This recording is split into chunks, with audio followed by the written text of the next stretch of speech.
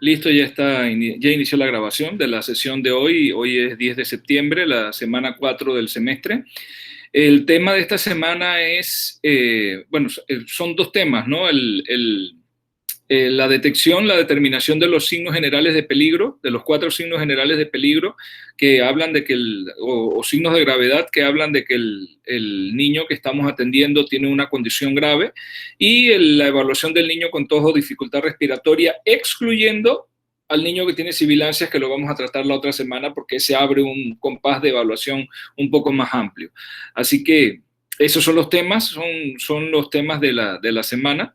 La categorización de esos cuadros, el abordaje de esos cuadros, cuándo referir, cómo referir, qué hacer con cada uno de esos niños que vemos. Busqué varios videos y encontré uno ese video es de la Organización Panamericana de la Salud, ellos lo utilizan para ejemplificar la parte de la taquipnea, insistir en que tienen que costar la frecuencia respiratoria en 1 minuto para que no haya equivocaciones, y si tienen dudas vuelvan a contar nuevamente. Ver lo del tiraje subcostal y los demás datos de aumento del trabajo respiratorio. Y pues recuerden integrar también las cosas que ustedes saben de semiología y propedéutica, que aunque no están contempladas dentro de los cuadros, ustedes las pueden utilizar. Por ejemplo, ustedes pueden por clínica determinar cuando hay una efusión pleural, cuando podría ser un empiema relacionado a una neumonía, y bueno, eso es adicional a lo que ya se está contemplando. Pero la idea es esa, pues que ustedes estén en capacidad de enfrentarse a un niño con tos o dificultad respiratoria y saber cuándo es un cuadro leve que puedo manejar en el centro de salud, cuándo es un cuadro ya más complicado, cuándo es un cuadro que requiere un tratamiento, cuándo es un cuadro que requiero estabilizar y referir urgentemente. Así que no sé si les quedó alguna duda sobre ese tema. Abrimos el compás para la conversación de hoy.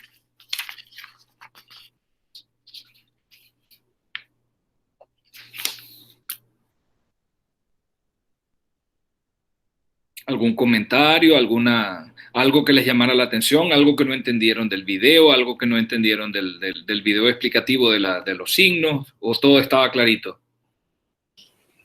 Buenas tardes, doctor. Hola, ¿qué tal? Dígame, Eliezer. Más que todo es curiosidad por Sí, lo dígame. del, por lo que estamos viviendo ahora con el COVID-19. Ajá, importante Eh, pregunta.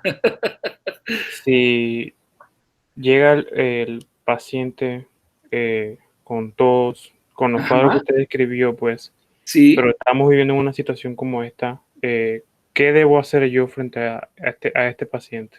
Muy buena pregunta. Yo estaba esperando que viniera, por eso no mencioné nada sobre eso para discutirlo hoy.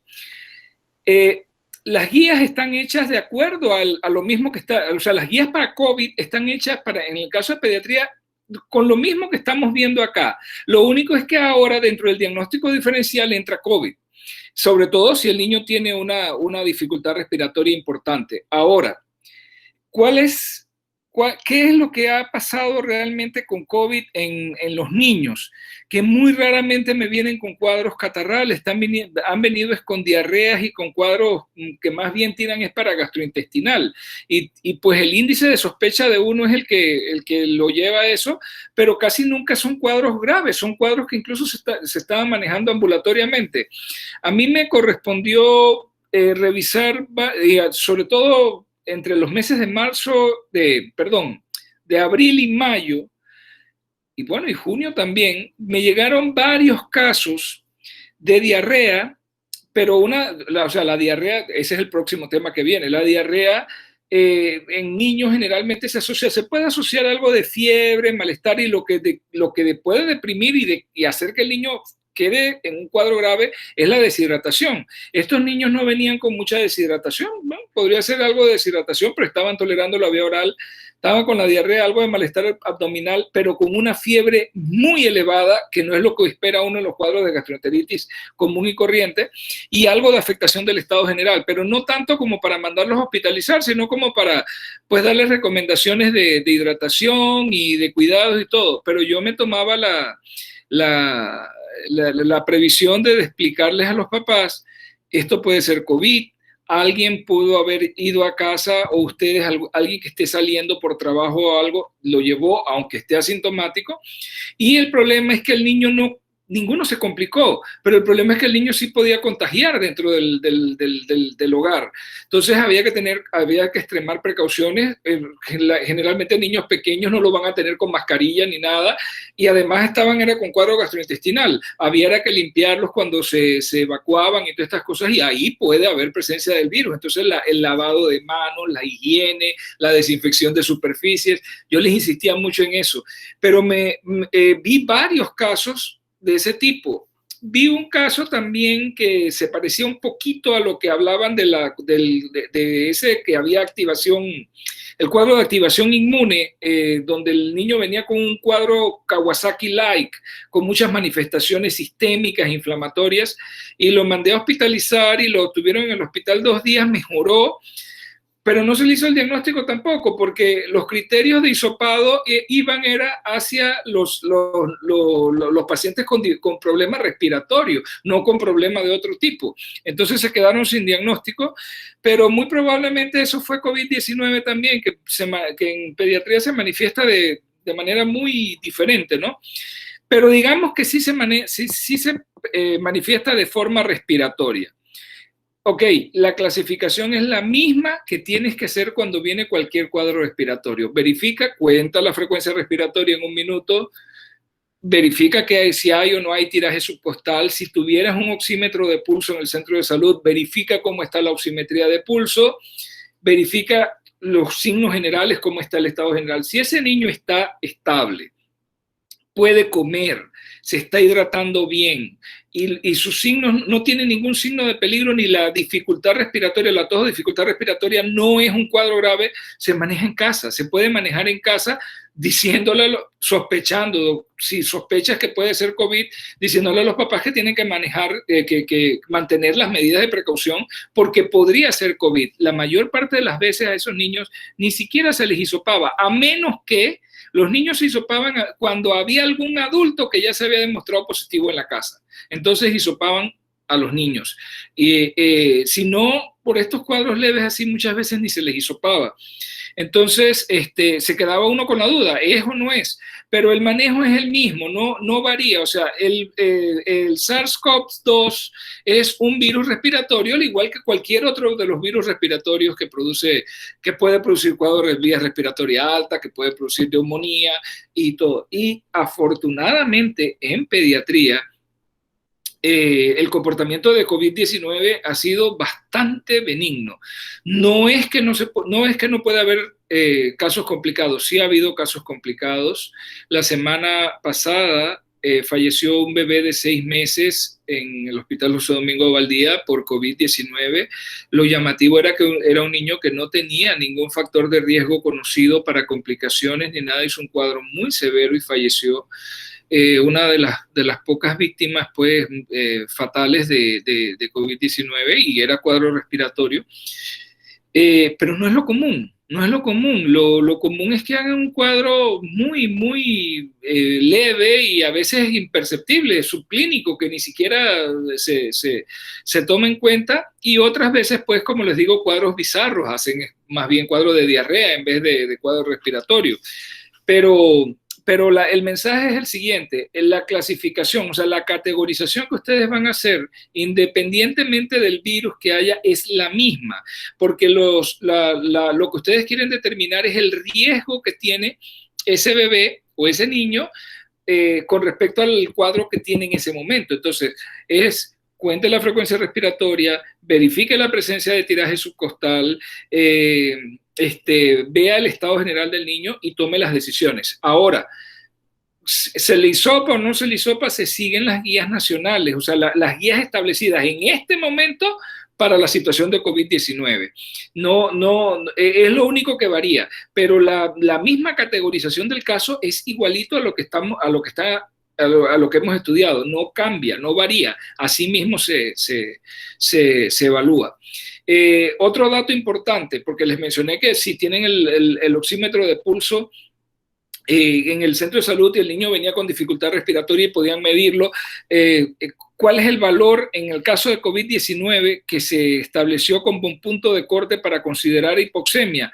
92%, o sea, por debajo de 92% se consideraba hipoxemia. Y eso es así en todos los cuadros respiratorios. Cuando uno ve a un niño con dificultad respiratoria y tiene la posibilidad de hacer oximetría de pulso, si está por debajo de 95 ya me preocupa. Pero si está estable, yo lo puedo manejar, ver, mandarlo a la casa y que regrese al día siguiente para ver cómo sigue, si está estable desde los demás puntos de vista. Si está entre 92 y 95, preocupa, pero lo podemos seguir. Pero si tiene menos de 92% de saturación, ya considero la hipoxemia y mande a ese niño para el hospital, porque la dificultad respiratoria va a ir empeorando, el trabajo respiratorio es alto y ese niño se puede agotar. Así que 92 es el punto de corte, como quien dice, para considerar hipoxemia en niños. Entre 92 y 95 vigílelo, si está estable, mándelo a la casa, pero que regrese. Y si tiene más de 95, pues no nos preocupamos, está bien. Pero eso es importante saberlo. Si no tenemos oxímetro de pulso, nuestro mejor indicador es el tiraje subcostal. Cuando hay tiraje subcostal, usted debe inmediatamente interpretar, este niño debe tener hipoxemia. Y como yo les decía en la presentación, si además del tiraje subcostal, el intercostal puede ser hasta por la nariz tapada. Si además del tiraje subcostal usted ve retracción supraesternal o supraclavicular, y hay un signo ominoso que nos llama mucho la atención en reanimación pediátrica, cuando un niño viene con dificultad respiratoria y bambolea la cabeza, hace movimientos de vaivén, inspira y estás de esta manera, ¿no? Y está como cansado y bambolea la cabeza. ¿Por qué creen ustedes que bambolea la cabeza? Uso extremo de los músculos del cuello para poder inspirar adecuadamente. Entonces, eso es lo que lo hace mover la cabeza de esa manera. Eso implica que ese niño está a punto de hacer un paro respiratorio. Se va a agotar, ya está agotado, ya no puede más, ya no, el esfuerzo respiratorio lo agotó. Entonces, esos niños hay que manejarlos rápido, estabilizarlos, ponerles oxígeno, hidratarlos y mandarlos para el hospital porque están graves, ¿no? Entonces, sí, es lo mismo, vea la dificultad respiratoria, catalogue la dificultad respiratoria, haga las medidas que tenga que tomar y mande al niño para el hospital.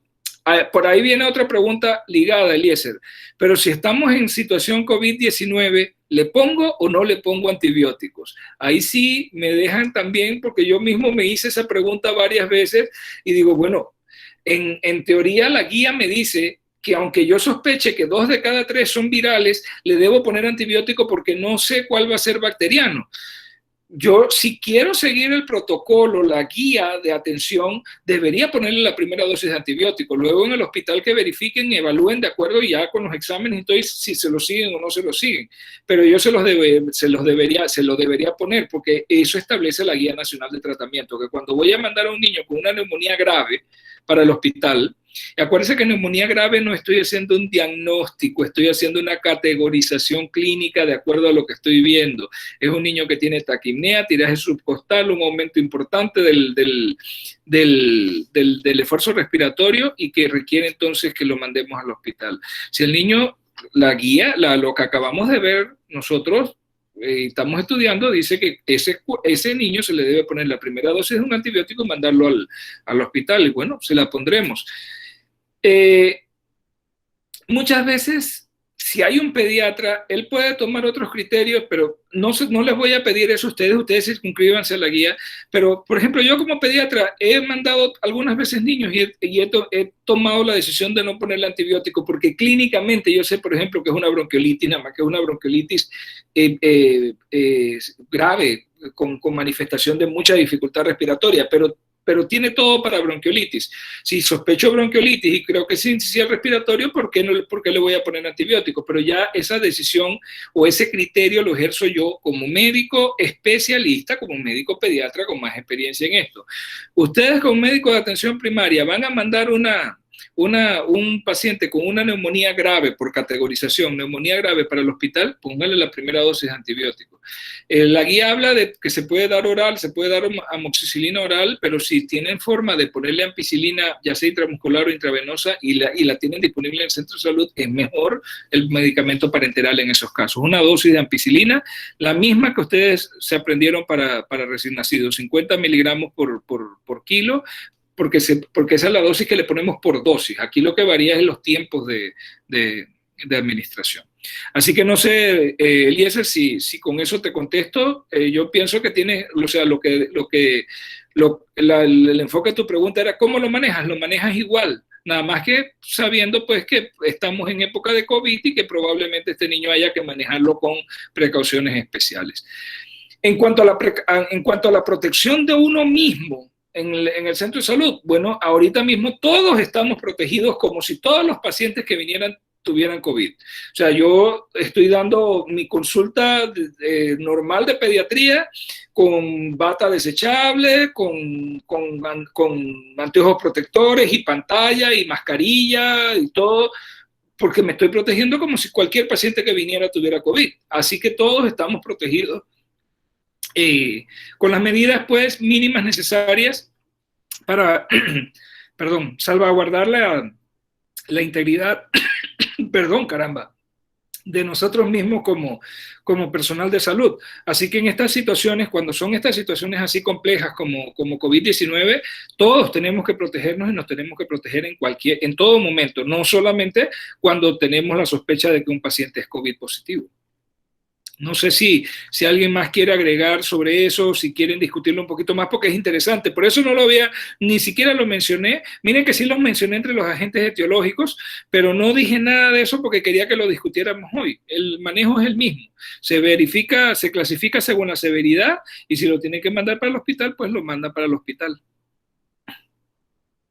Sí, doctor. Gracias. También le iba precisamente a preguntar lo de los antibióticos. Ajá, porque sí. me llamó la atención eso. Sí, queda uno con la duda, pero mira, uno podría pensar, estamos usando antibióticos de más de repente, eso es un mal uso de antibióticos, pero fíjense que no. Con estas guías así enfocadas en solamente ponerle antibiótico al niño que voy a mandar para el hospital o aquel que voy a manejar en casa, que lo voy a manejar con antibiótico oral, con amoxicilina, yo sé que 2 de cada 3 probablemente no lo requerían, pero el problema es que en la atención primaria yo no voy a tener las herramientas para saber a cuál sí y a cuál no. Entonces le tengo que dar a todos. Pero a pesar de eso, a pesar de que en teoría le estoy dando a pacientes que no lo requerían, se está usando menos antibióticos. ¿Por qué? Porque la tónica antes en la atención primaria, en el primer nivel de atención era... Venía el niño con catarrito, ese que ustedes lo clasifican ahora como catarro, vamos a darle miel de abeja y acetaminofén y se va para la casa. Ese niño antes, si tenía fiebre, le daban antibióticos, porque y eso yo lo escuché todavía cuando vine como pediatra y comencé a trabajar como pediatra. No, ves que tiene fiebre y cuando tiene fiebre y infección, así que de colegas en los centros de salud. Así que yo le mando antibióticos. Claro que tiene una infección viral y las infecciones virales dan fiebre también. Eso no es razón para dar antibióticos. O sea, que se le daba antibiótico incluso en los cuadros de catarro común, de resfriado común. Así que el uso de antibiótico era exagerado y totalmente irracional. Ahora se ha racionalizado ya con estas guías, ya el médico de la red primaria sabe, no tiene datos para pensar en neumonía, no tiene signos de gravedad, es un cuadro catarral, un resfriado común, una enfermedad tipo influenza, le doy acetaminofén, recomendaciones a la mamá, que le dé miel de abeja si es mayor de 1 año y que vengan, si el niño no mejora, me lo traigan dentro de 2 días para ver cómo sigue. Si el niño está mejor, pues que ni lo traigan, si ese es un catarro común, que no va a pasar nada, ¿no?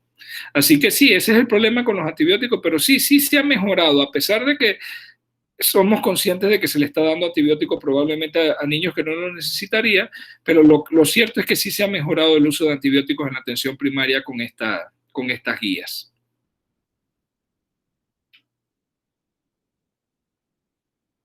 ¿Alguna otra duda? Recuerden que lo de sibilancias es para la otra semana, así que esa la vemos la otra semana. Buenas tardes, doctor. ¿Qué pasó, Malcolm? Cuénteme. Aprovechando que estábamos hablando de lo del COVID, mi duda sería para lo del manejo intradomiciliario de pacientes de neonatos o de Ajá, niños en general, porque como usted menciona, los cuadros generalmente son diarreicos. exacto. Entonces, ¿qué recomendaciones nosotros en un centro de salud le podríamos decir a los familiares o a los cuidadores para el cuidado de los niños? Porque yo siento que sí o sí los padres de familia van a estar en riesgo de contagiarse. Por Al inicio supuesto de que la sí. pandemia, Ajá. escuchaba o estaba leyendo que la preocupación de las escuelas era que los niños se convirtieran en súper contagiadores y por eso se decidió cerrar.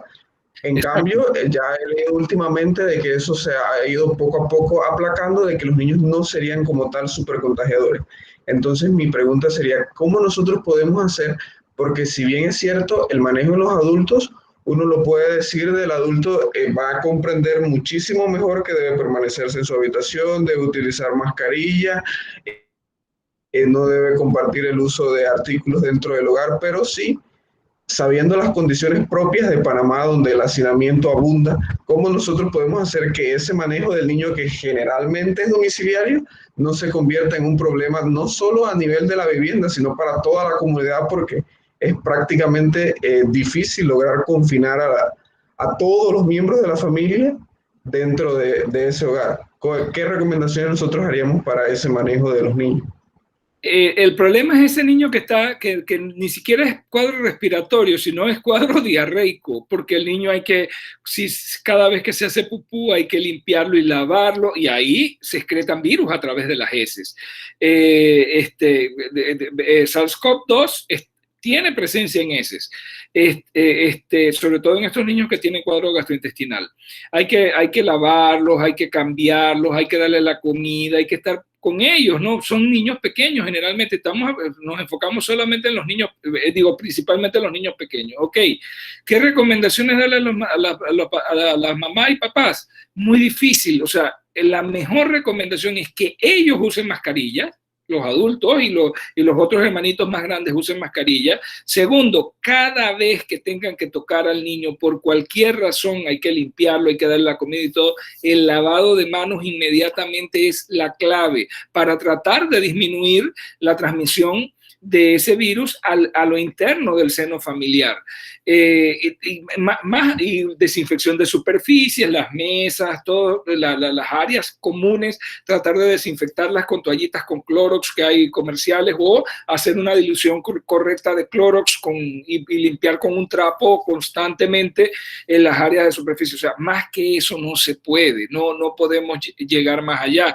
¿Cómo restringimos al niño? ¿Cómo lo dejamos solito si hay que atenderlo, hay que limpiarlo, Entonces, no es fácil, es un poco difícil, pero afortunadamente los casos que yo vi no hubo problema. Los papás papás y mamá, no hubo casos secundarios, por lo menos que detectáramos en los casos que yo vi personalmente, con las recomendaciones que se le dio, pero yo no sé si yo no puedo extrapolar eso a los casos generales. Yo me imagino que en algunos casos sí hubo contagio a partir del niño. Ahora, también piensen una cosa, si estábamos en cuarentena, el niño está en casa, ¿quién le llevó el SARS-CoV-2 al niño? Alguien de casa que salió y lo trajo, y él nunca hizo síntomas, fue un asintomático, un pausisintomático, y él fue el que le contagió al niño el SARS-CoV-2.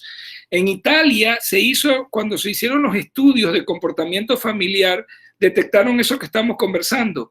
Los niños se infectaban siempre a raíz de un adulto. Entonces los responsables de la dispersión del virus no eran los niños, eran los propios adultos, que eran los que lo traían a casa. Ahora, yo todavía pongo en duda de que los niños no se me conviertan en super contagiadores, en super spreaders, como dicen en inglés, porque el asunto es que ellos no lo hicieron porque estaban confinados, no estaban yendo a la escuela, estaban en casa, estaban encerrados y todo. Pero yo creo que otra cosa hubiera sido si los niños hubieran estado en la escuela. Con los niños en la escuela, los niños se hubiesen convertido en los grandes diseminadores de la enfermedad. Pónganse a pensar y analicen un poquito el comportamiento actual de España. España se volvió a disparar de nuevo y lo están utilizando como como guía, porque piensan que eso va a pasar en toda Europa. Ya Europa dentro de poco entra en el otoño y ellos tienen temor de que la segunda ola venga y golpee fuerte. ¿Quiénes son los principales diseminadores en esta ola actual de España? Son los jóvenes, los muchachos jóvenes, así como ustedes, adolescentes tardíos, adultos jóvenes. ¿Por qué? Porque esos estaban aburridos de estar en la cuarentena y apenas soltaron un poquito, se fueron, vamos para el bar, vamos para la playa, vamos por aquí, vamos por allá, vamos para la fiesta, vamos para la... Ellos dicen ahí vámonos de marcha, se van todas las noches, van para un bar, van para el otro y todo. Y a la larga ellos son los que se han convertido en los grandes diseminadores del virus de esta nueva ola que hay. Pero es porque ellos están en la calle, los niños todavía estaban en casa. Dentro de una semana o 2 semanas, creo, comienza la escuela en España de nuevo, inicia el año escolar y aparentemente van a abrir las escuelas. No sé si 100%, o sea, que vayan a ir todos los días o vayan a hacer lo que están haciendo algunos estados en Estados Unidos, que un grupo de niños algunos salones van los lunes y los jueves, otros salones van los lunes y los miércoles, otros salones van los martes y los jueves y los viernes no va nadie. Esa podría ser otra opción para disminuir la cantidad de niños en la escuela y tratar de frenar esto. ¿Qué nos va a decir el comportamiento? Yo no lo puedo predecir. Hay que esperar que eso ocurra. En Estados Unidos, que también ya están abriendo, van a abrir varios estados y en Europa, que van a comenzar también varios países, vamos a ver el comportamiento y ahí es que nos vamos a dar cuenta si los niños se pueden convertir realmente en superdiseminadores o no. Esto nadie lo puede predecir, es muy difícil de predecir porque esto es nuevo, no sabemos cómo va a ser el comportamiento. Entonces, esto es casi que de ensayo y error. Vamos a ver qué ocurre. Pero con respecto a tu pregunta, sí, no es fácil, Malcolm, no es fácil. Yo insistía mucho con los papás, cuídense, lávense las manos con frecuencia, estén desinfectando todo, el niño debe tener... Claro, si era un lactante, pero igual, si era un niño más grandecito, en preescolar, como cuando era chiquito, su plato, sus cubiertos y todo, que no los comparta con nadie porque hay que tratar de disminuir la posibilidad de transmisión. Ahora, yo no podía asegurar tampoco al 100% que ese niño lo que tenía era SARS-CoV-2, que estaba con una forma no ortodoxa de COVID.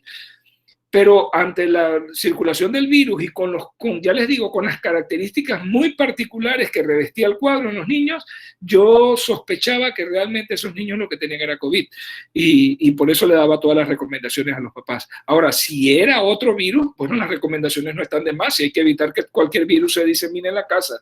Ese es uno de los problemas con los rotavirus y con los norovirus, que cuando un niño enferma de eso en casa, quedan todos con el cuadro porque como el inóculo es pequeñito, lo que se necesita para causar la infección, cuando la mamá limpia al bebé o al niño chico que se evacuó y no se lava bien las manos, ya, ahí se regó eso a toda la casa. Lo mismo puede pasar con SARS-CoV-2.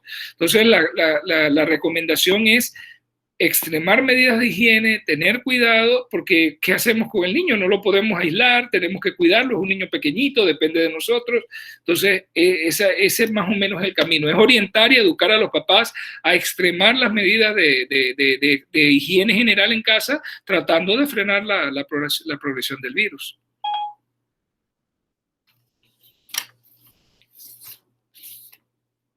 ¿Alguna otra pregunta?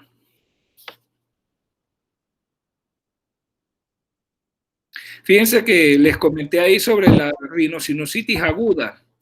Hay que tenerlo en mente. Eso es frecuente, relativamente frecuente. El niño con catarrito usted le dio un catarrito común sin problema, usted le dio el tratamiento, iba mejor, parecía estar mejorando, pero el día 6, 7 u 8 vuelve a hacer fiebre, cambia las características del moco, el niño se vuelve a poner malito de nuevo, se lo llevan nuevamente y le dicen, doctor, el catarro en vez de mejorar, se iba mejorando y ahora empeoró y todo. Siempre revisen esa nariz, vean cómo están esas secreciones y lo más probable es que se trate de una rhinosinusitis aguda. Ahí hay indicación para tratamiento antibiótico, porque la mayoría de las veces va a ser bacteriana, es una invasión, como había tanta inflamación por la infección viral de los senos paranasales, de la mucosa nasofaringea y todo eso, entonces puede haber proliferación de Streptococcus pneumoniae que lo teníamos en la garganta. Entonces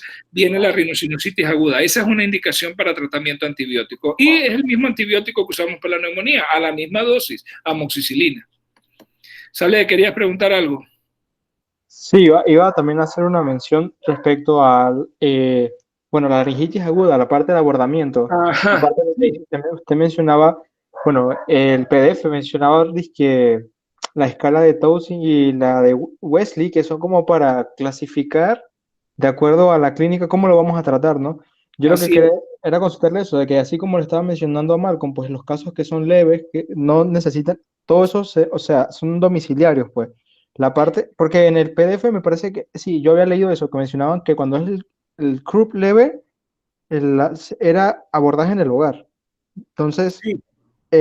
a medida, digamos que tenemos un caso ya más grave y eso, eh, o sea, como determinar en qué momento, o sea, no sé cómo formular bien la pregunta, como cuál es el límite para que ya sepamos que tenemos que llevarlo de allá, pues. Ay, no sé cómo realizar la pregunta, por eso es que no la No, había no, hecho. pero yo te entendí, te entiendo bien cuál es tu duda. Mira, Saleh, para ustedes, desde que hay estridor, es grave, mándelo al hospital. Déjenle al cuarto de urgencias, al pediatra del cuarto de urgencias, la decisión de si lo manda o no lo manda a casa. No tomen ustedes esa decisión. Ustedes apenas vean estridor, consideren caso grave, lo estabilizan, lo mandan para el hospital, pero eso sí, comiencen, generalmente lo que van a tener en el centro de salud es adrenalina, epinefrina de esa común y corriente, nebulícenlo con epinefrina, con adrenalina, así como está en la guía de acá de nosotros de Panamá. Y, ok, si tienen dexametasona oral, pues se le puede poner dexametasona oral. Si no, va a haber que ponerle la intramuscular, que si es que la tienen, generalmente sí hay en el centro de salud, porque budesonida inhalada, nebulizada, que es la otra opción que da y que la menciona el artículo, el que les mandé en el PDF, no lo tenemos en nuestras instalaciones, no lo tienen, entonces no es una opción. Así que tenemos que usar la dexametasona. Ojalá la tuviéramos oral para dársela oral, pero si no, pues va a haber que ponerla intravenosa o intramuscular. Pero sí hay que darle la dexametasona y las nebulizaciones con adrenalina antes de mandarlo al hospital. Déjele la clasificación al pediatra, que el pediatra ya tome la decisión de si lo manda a la casa o se queda con él. Miren, como pediatra, cada vez que he visto un niño con CRUP, con laringotraqueitis, que tiene estridor, yo lo dejo, aunque sea en el cuarto de urgencia, en observación por unas 12 horas, 16 horas, hasta ver que ese estridor cede y que yo me sienta seguro de que ese edema de la vía aérea superior está mejor. Porque el problema es que esos niños empeoran de un momento a otro. Entonces, puede ser que mejoró un poquito en el centro de salud, tomo la decisión de mandarlo para la casa y en la casa, en la noche, que es cuando peor se ponen, el niño hace un cuadro severo y queda con problemas. Entonces, ¿y qué lío para sacar a ese niño de allá, sobre todo si vive lejos? Entonces, el mensaje para ustedes es que estridor, independientemente de que el niño no se vea muy mal, que sea, considérelo grave. Si sospecha CRUP, recuerden que tienen que usar la clínica. ¿Cómo voy a sospechar CRUP? Sospecho CRUP porque el niño tenía un cuadro catarral, venía un cuadro probablemente leve, pero después de 2 días, un día o 2 días, el niño comienza a presentar un empeoramiento de la tos, una tos seca, perruna, y ahí entra, ok, listo, este es un CRUP. Pero recuerden que también un estridor puede ser un cuerpo extraño de la vía aérea. ¿Cómo van a hacer el diagnóstico? de la sospecha fundada de cuerpo extraño de vía aérea, la historia clínica, el niño estaba jugando, nadie lo estaba vigilando, de repente tosió, quedó como que no podía coger el aire y después ya respiró, pero ha quedado con ese sonidito allí. O estaba comiendo también y se le fue algo. Todo eso es sospecha fundada de cuerpo extraño en la vía aérea. Y recuerden la tercera posibilidad para estridor, la anafilaxia. Un estridor que aparece así súbitamente, de repente, después que el niño comió algo, se comió unas galletitas en la casa del vecino. Pero es que el vecino no sabía que el niño tenía alergia al maní y le dio unas galletitas y aparentemente las galletitas tenían algo de nueces o de maní y el niño comienza a hacer estridor y se brota y todo. Ese también ustedes les pueden poner adrenalina, corticoides, pero mándenlo para el hospital porque ese es un caso grave. Entonces, el estridor para nosotros en la atención primaria siempre va a ser grave y debe ser referido al hospital. No hacemos la clasificación de que estridor leve, no. Eso lo hace el cuarto de urgencia. Para nosotros, estridor en la atención primaria es grave y es indicativo de estabilizar y mandar para el hospital. El otro estridor que sí puede uno manejarlo con calma, conversando con los papás y viendo qué indicaciones le han dado a ellos, es el estridor congénito, el niño que tiene estridor porque tiene una laringomalacia o una traqueomalacia o otra posibilidad es que tenga papilomas laringios. Entonces tienen un estridor congénito además de disfonía, de ronquera. Esos niños también, obviamente, si ya están siendo manejados por un especialista, ya tienen recomendaciones, ya tienen todo, entonces usted converse con los papás y qué le dijo el especialista de esto, le dio alguna recomendación y todo. Y siga las recomendaciones que a veces las tienen por escrito. Entonces usted lo maneja de acuerdo a esas recomendaciones, porque eso no es algo agudo, eso es algo que el niño tiene desde que nació. ¿Ok? Ok, doctor. De hecho, ya me respondió la segunda pregunta, porque le iba a preguntar respecto al club espasmódico. Ahí se mencionaba que el club espasmódico se diferenciaba de la otra presentación por el hecho de que el niño tiene la manifestación nocturna, la tos perruna, el estridor inspiratorio, pero en la noche, o sea, el niño no tiene ningún grado de dificultad respiratoria muy marcado. Eso No, se menciona que el niño está, o sea, tiene todo lo otro, pero está normal, aparentemente, pues. y Y no tiene entonces fiebre, el no tiene manejo sería distinto porque me imagino, ahí en la parte de la etiología se menciona que no es un edema inflamatorio, o sea, no tiene un vínculo como viral como digamos que lo normal, por así, entre comillas. así Entonces, es. obviamente, el abordaje sería distinto. En ese caso del estridor espasmódico que es intermitente y que generalmente se presenta en las noches o en las madrugadas, o cuando el niño se somete a cambios de temperatura, por ejemplo, estaba sudado y entró a un lugar donde había aire acondicionado y comienza a tener el croup espasmódico ese con la tos necia, metálica, esa perruna. Ahí el niño generalmente no tiene edema. Ese es otro tipo de situación. Ese niño no tienes que mandarlo al hospital, pero tampoco le tienes que dar ningún manejo. Refiéreselo al pediatra. ¿Y sabes a qué se relaciona el croup espasmódico, el espasmo laringio recurrente? Se relaciona con asma. Esos niños a largo plazo tienden a hacer asma. Entonces, refiéreselo al pediatra, no al cuarto de urgencia, no urgente, sino refiérelo para que vaya a la consulta y le evalúe eso y le comience el manejo de eso, porque sí requieren manejo. Generalmente uno los maneja con inhaladores, como asma, con beta-2 agonistas de acción larga y con corticoides inhalados, y ellos comienzan a mejorar, pero a esos niños hay que darle seguimiento porque después de los 4 o 5 años me comienzan a presentar síntomas de asma. Ese es para manejo del pediatra, pero para el manejo del pediatra ambulatorio, es decir, refiéreselo a la consulta del pediatra para que el pediatra le dé el manejo ese. Ese es para el laringoespasmo, que es periódico, intermitente, no es continuo y que ocurre en las noches, a veces en las madrugadas o con los cambios de temperatura. Y no está relacionado a ninguna de las otras etiologías. Ok, doctor. Gracias.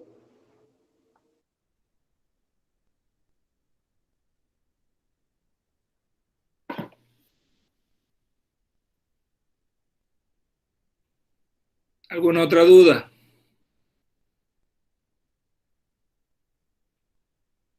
Miren, los CRUP los van a ver con frecuencia. Eso uno lo ve, sobre todo en la época lluviosa. La etiología casi siempre son virus para influenza, así que cuando hay virus para influenza circulando en la comunidad, comienza uno a recibir CRUP en los centros de salud y hay que estabilizarlos y referirlos al hospital para que allá les den el seguimiento. En el hospital casi siempre los manejan en el cuarto de urgencias. Un periodo de observación de 12 horas, 16 horas, cuando mucho 24 horas, y con el manejo con las nebulizaciones con adrenalina y el corticoide, ellos tienden a mejorar.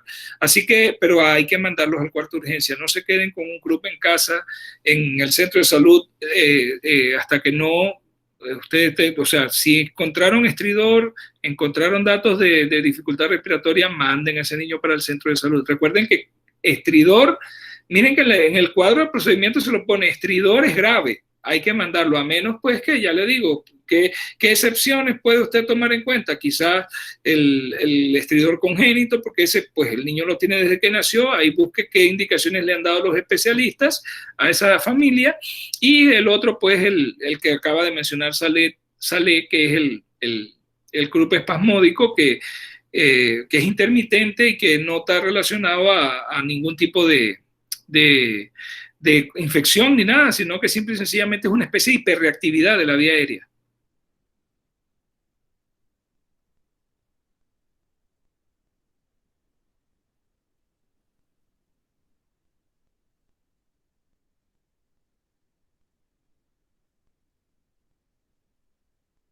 En un tiempo le llamaban a ese espasmódico, le llamaban espasmo laringio benigno, pero de benigno no tiene nada. Ya le digo, cuando uno lo sigue vigilando a la larga, esos niños desarrollan asma y otros problemas.